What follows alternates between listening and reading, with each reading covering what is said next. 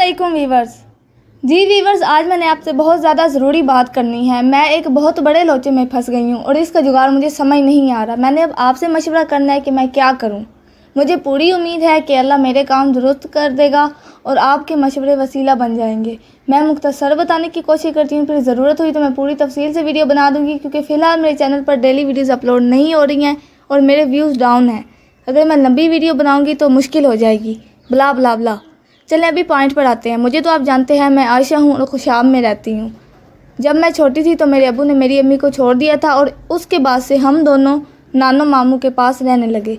इस वक्त लोचा ये है कि मेरी अम्मी हमारे घर में हमारे साथ नहीं, वो हमारे दुश्मन रिश्तेदारों के साथ मिल गई है और उन लोगों के घर में रह रही है।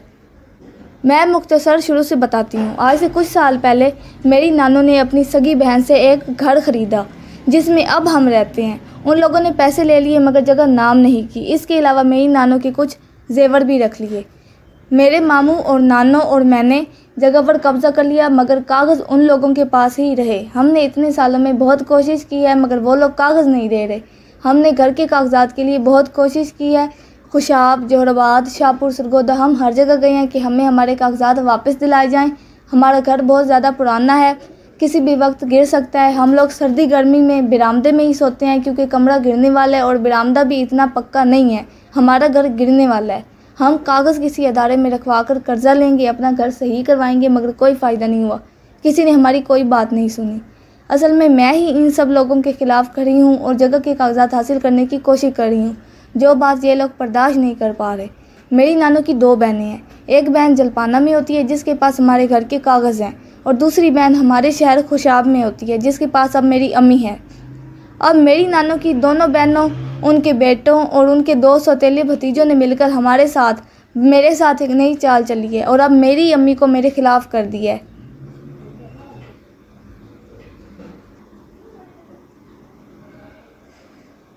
हम लोग कई बार नानों की बहन के घर गए हैं तो उन लोगों ने हमें मिलने भी नहीं दिया और कहा कि वो अब कभी वापस नहीं आएगी, वो खुद तुम्हारे खिलाफ़ है। बेशक तुम लोग पुलिस के पास चले जाओ, जो मर्ज़ी करो, वो नहीं आएगी।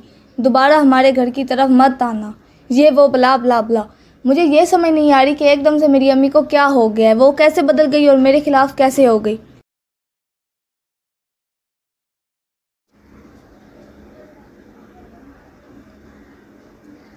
असल में आज से कुछ महीना पहले हुआ ये था कि मेरी अम्मी इन्हीं रिश्तेदारों के घर जाती थी। सुबह से शाम उनके काम करती थी और रात को घर सोने के लिए आ जाती थी। मेरे साथ कोई काम नहीं करवाती थी, कोई बात भी नहीं करती थी। मैंने पूछा तो मुझसे लड़ने लगी और काफ़ी बदतमीज़ी करने लगी। मैं चुप कर गई। फिर अगले दिन वो उनके घर जाने लगी तो मैंने रोटी का बोला कि मुझे रोटी पका दो। उसने मेरी तरफ तवा फेंक दिया। मैं टाइम पर साइड पर हो गई, वरना वो तवा मुझे लग जाता तो पता नहीं क्या होता।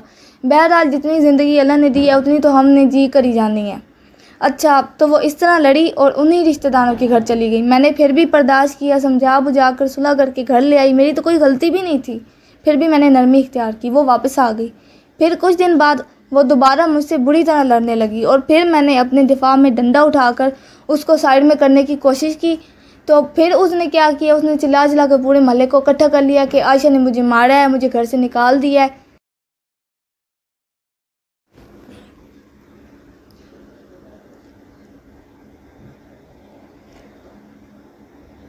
लड़ाई में छोटी मोटी चोटें तो सबको लगती हैं, मगर मैंने उसे ऐसा नहीं मारा था कि बाजू सूज जाएं। उसने सब ख़वातीन को अपने बाजू दिखाए कि आयशा ने डंडे से मार मार कर मेरे बाजू सुजा दिए हैं, मुझे नील पड़ गए हैं। उसने मुझे घर से निकाल दिया है, वो मुझे घर में रहने नहीं देती। हालांकि ऐसा कुछ भी नहीं था, मैंने तो कुछ भी नहीं किया। मैंने सिर्फ अपने दिफा में डंडा उठाया था, जो कोई गलत बात नहीं थी। बस मैंने इतना ही किया था। फिर उसके बाद वो मेरी नानों की बहन के घर चली गई और अब वो इस वक्त वहाँ पर ही मौजूद है। मैंने कई लोगों से बात की है कि उसको वापस बुला दें या मेरी बात ही करवा दे। पूछो तो सही कि वो ऐसा क्यों कर रही है, मगर कोई भी मेरी बात नहीं सुन रहा। वो सबके सामने मजलूम बनी हुई है। मैं उसके मुकाबिल आ गई हूँ, वो मेरे मुकाबिल आ गई है। और जिन लोगों ने ये प्लान किया है वो लोग साइड पर होकर तमाशा देखकर खुश हो गए हैं। मुझे उसी दिन पता चला था कि असल में वो लोग दुश्मनों मुझे उसी दिन पता चल गया था कि असल में वो दुश्मनों के साथ मिली हुई है और ये सब प्लान था, क्योंकि उसका कोई सामान घर में मौजूद नहीं। वो सारा सामान पहले ही वहाँ ले गई थी।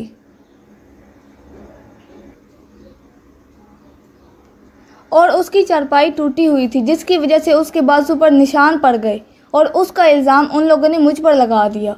मुझे ये समझ में आ रहा है कि मेरी नानों की बहनें, भतीजे और दीगर लोग हमारे खिलाफ़ है, हमारे घर को खाली करवाना चाहते हैं, हमें कागज़ नहीं देना चाहते। मगर मुझे ये बात समझ नहीं आ रही कि मेरी अम्मी को क्या हो गया, वो ऐसा क्यों कर रही है। मेरे जहन में ये बात आ रही है कि नंबर 1 हो सकता है उन लोगों ने उसको डराया धमकाया हो। नंबर 2 हो सकता है मेरी अम्मी को दिमाग का कोई मसला हो, उसे सही गलत की समझ ही ना आ रही है, क्योंकि जब वो उनके घर जाती थी तो शायद उन लोगों ने खाने में कोई गलत दवाई उसको मिलाकर दे दी हो और वो खाना खाकर उसके दिमाग पर किसी दवाई का असर हो गया हो। नंबर 3 हो सकता है उस पर जादू करवाया गया हो। नंबर 4 हो सकता है उसको बहुत ज़्यादा पैसों का लालच दिया गया हो। क्या वजह हो सकती है, ये मेरी समझ से बाहर है। उन लोगों ने मेरी अम्मी को सामने किया हुआ है और खुद साइड पर हो गए हैं कि जी हम तो आयशा की अम्मी को कहते हैं कि वो घर जाए, मगर आयशा ही उसे मारती है और रहने नहीं देती, ये वो बला बला बला। लेकिन अल्लाह तो जानता है कि सच क्या है, वो खुद ही इंसाफ करेगा। अभी मैं ये भी सोच रही हूँ कि मैं क्या करूँ, मेरी समझ से बाहर है। क्या सोचूँ अभी मैं, मुझे समझ नहीं आ रहा। मैं इस वक्त बहुत ज़्यादा सोच विचार में हूँ। आप लोगों को पता है कि मैंने खिलौनों की दुकान बनाई हुई है। मैं बाइक ट्राली लेकर बाहर खिलौने सेल करने जाती हूँ, क्योंकि एक महल्ले में इतनी ज़्यादा सेल नहीं होती, और वो भी इस सूरत में कि सब लोग आपको घर से निकालना चाहते हो, मतलब घर का कब्जा छुड़वाना चाहती हूँ और आपके ख़िलाफ़ हो। इस वक्त मैं बहुत ज़्यादा परेशान हूँ। मेरी अम्मी मेरे साथ चीज़ें सेल करने जाती थी, अभी मैं अकेली नहीं जा सकती। मेरा दुकान वाला काम तकरीबन ख़त्म हो चुका है। मैंने कुछ जगह से कर्ज़ा लिया था, वो किस्तें भी मैं टाइम पर नहीं दे पा रही, जिस वजह से मैं उनसे भी बहुत ज़्यादा शर्मिंदा हूँ। अब मैं मज़ीद कर्ज़ा लेकर किस्तें भी अदा कर रही हूँ और घर का ख़र्चा भी चला रही हूँ, लेकिन ऐसा कब तक चलेगा, ये मेरी समझ से बाहर है, क्योंकि मेरी अम्मी मेरे ख़िलाफ़ है। कोई और बाहर वाला ऐसी हरकत करता तो अब तक मैं उसका क्या हशर करती मैं खुद नहीं जानती। लेकिन अभी मैं अम्मी से नहीं लड़ सकती, क्योंकि वो लोग तो चाहते ही यही हैं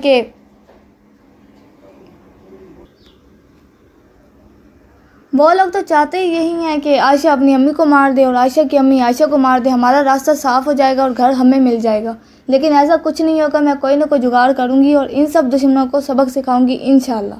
अभी मुझे आपसे ये मशवरा चाहिए कि मैं ऐसा क्या करूँ कि अपने दुश्मनों को धूल चटा दूँ और मुझे जगह के कागज़ में मिल जाएँ और मेरी अम्मी के लोचे का जुगाड़ भी हो जाए। ये तीनों काम बहुत ज़्यादा ज़रूरी हैं। आप लोग मुझे कोई सही मशवरा दें कि मैं क्या करूँ। बला बला बला।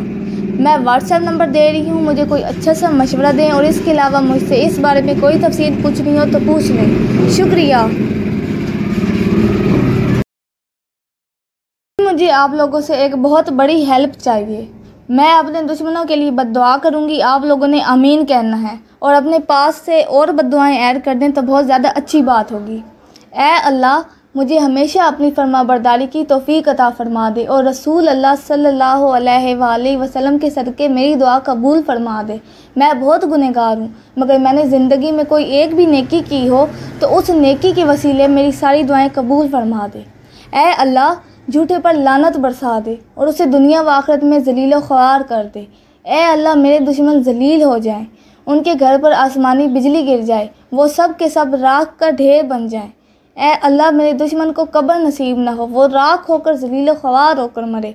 ऐ अल्लाह, मेरे दुश्मन की नस्ल ख़त्म हो जाए। ऐ अल्लाह, मेरे दुश्मनों ने मुझे जितना तंग किया है तू उनको उससे दुगना तंग कर दे।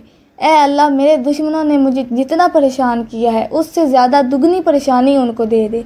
ऐ अल्लाह, मेरे दुश्मनों का सारा मालो असबाब ज़ाया हो जाए, आग लग जाए, सब कुछ राख हो जाए और मेरे दुश्मन अपने माल व असबाब की राख अपने सरों पर डालते हुए खुशाब की गलियों में घूमते फिरें। ऐ अल्लाह, मेरे दुश्मन ट्रक के नीचे आकर मर जाएं। ऐ अल्लाह, मेरे दुश्मनों को जहन्नम का सबसे निचला दर्जा दे दे। ऐ अल्लाह, मैं तो इससे बद्दुआ कर रही हूँ, तू कभी मज़लूम की बद्दुआ खाली नहीं लौटाता। ऐ अल्लाह, मेरी सारी बद्दुआएं कबूल फरमा, मुझे खाली हाथ ना लौटाना। आमीन सुम आमीन, आमीन सुम आमीन। सल्लल्लाहु अलैहि वसल्लम।